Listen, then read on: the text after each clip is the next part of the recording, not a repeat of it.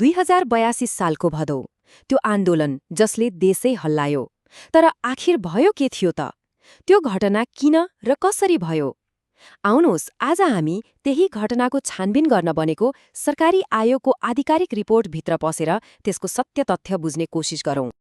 कुनै पनि ठूलो घटना यत्तिकै हुँदैन, होइन त? रिपोर्टले पनि त्यही भन्छ। यसको जरा निकै गहिरो छ। हेर्नुहोस् न, 2046 सालमा बहुदल आयो, तर त्यसपछिका 35 वर्षमा 30 वटा सरकार। सोच्नुहोस् त, अनि 348 वर्ष पुरानो राजतन्त्र ढल्यो, गणतन्त्र आयो, तर स्थिरता त्यो कहिल्यै आएन। यही अस्थिरताले गर्दा जनतामा निराशाको आगो बिस्तारै बिस्तारै सल्कदै थियो। रिपोर्टमा एउटा गजबको कुरा लेखिएको छ जसले सायद सबै कुराको सार बताउँछ। कुशल शासकलाई देशको भविष्यको चिन्ता हुन्छ, तर कुटिल राजनीतिज्ञलाई आगामी चुनावको। रिपोर्टले भन्छ हाम्रो देशमा ठ्याक्कै यही कुरा चरितार्थ भयो। मतलब नेताहरूको ध्यान देश बनाउन भन्दा पनि अर्को चुनाव जित्नमा मात्रै केन्द्रित रह्यो भन्ने आयोगको ठहर देखिन्छ। ल, अब अलि गहिराईमा जाउँ। पहिलो खण्ड, नेपालको दशकौं लामो असन्तुष्टि। भदौको घटनालाई एउटा विस्फोट मान्ने हो भने त्यसको बारुद चाहिँ वर्षौंदेखि जम्मा भइरहेको थियो। के थिए त्यति कारणहरू? मान्छेहरूको मनमा के कुराले घोचिरहेको थियो त? रिपोर्ट भन्छ जताततै भ्रष्टाचार, देशको आर्थिक विकास ठप्प, युवाहरू बेरोजगार भएर विदेशिनुपर्ने बाध्यता, स्रोत साधन के मान्छेको हातमा मात्रै, अनि सत्तामा उही पुरानो अनुहार वर्षौंदेखि। सरकारी सेवा सुविधाको त कुरै नगरौं, यो सब कुराले मान्छेलाई दिक्क बनाइसकेको थियो।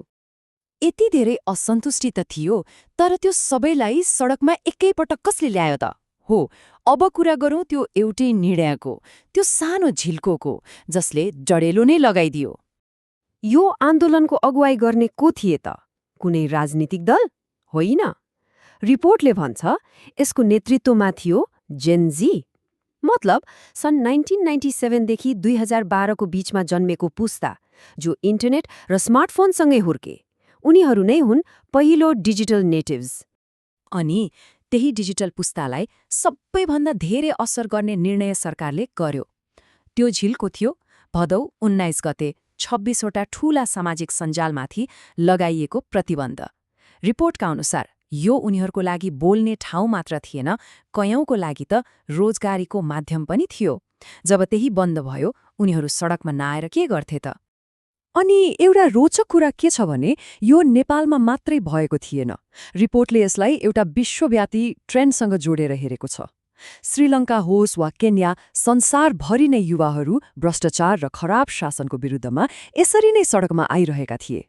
ल, अब कुरा गरौं ती 2 दिनको जसले देशलाई नै स्तब्ध बनायो, भदौ 23 र 24। आयोगको प्रतिवेदनले यी 2 दिनको घटनाक्रमलाई कसरी वर्णन गरेको छ, आउनुहोस् हेरौं। रिपोर्टले भन्छ यी 2 दिन आकाश पातालको फरक थियो। भदौ 23 जेनजीले माइती घरबाट सुरु गरेको सङ्गठित प्रदर्शन थियो। हो, संसद भवन अगाडि पुग्दा त्यो हिंसक बन्यो। तर भदौ 24 त्यो पुरै फरक थियो। देशैभरि कसैको नेतृत्व बिना आफै हिंसा फैलियो।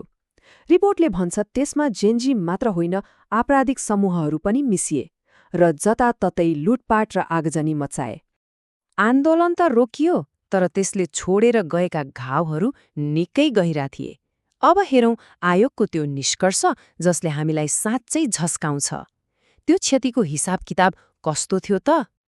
एउटै नम्बर, तर यसले धेरै कुरा भन्छ। रु 85 अर्ब।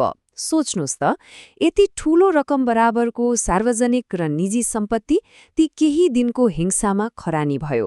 यो आँकडाले त्यो विनाश कति भयानक थियो भन्ने देखाउँछ। तर पैसाको क्षति त केही होइन, सबैभन्दा ठूलो क्षति त मान्छेको ज्यानको भयो।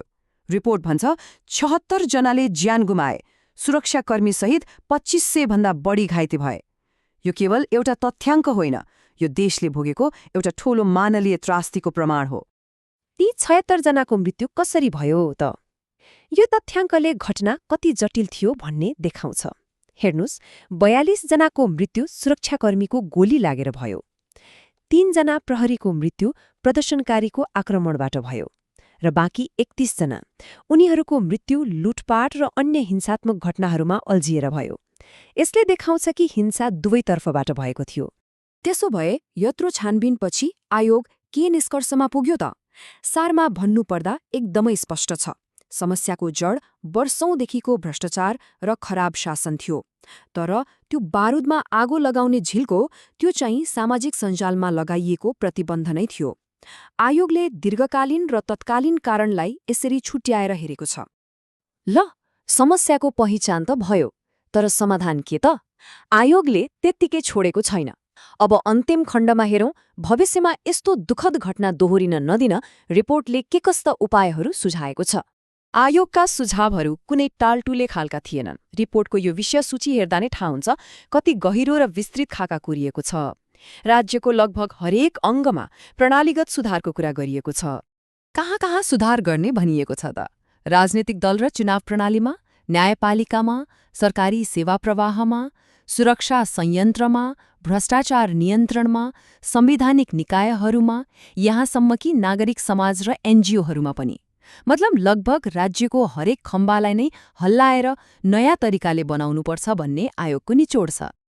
अन्त्यमा कुरा एउटै ठाउँमा आएर अड्किन्छ। रिपोर्टले एउटा बाटो त देखाइदियो, समाधानको खाका पनि कोरिदियो, तर के यो बाटोमा देश हिँड्छ कि यी सुझावहरू फेरि पनि दराजमा थन्किने एउटा कागज मात्र बन्छन् वा साँच्चै लागू हुन्छन्? यो प्रश्न हामी सबैको लागि हो र यसको जवाफ भविष्यले मात्रै दिनेछ।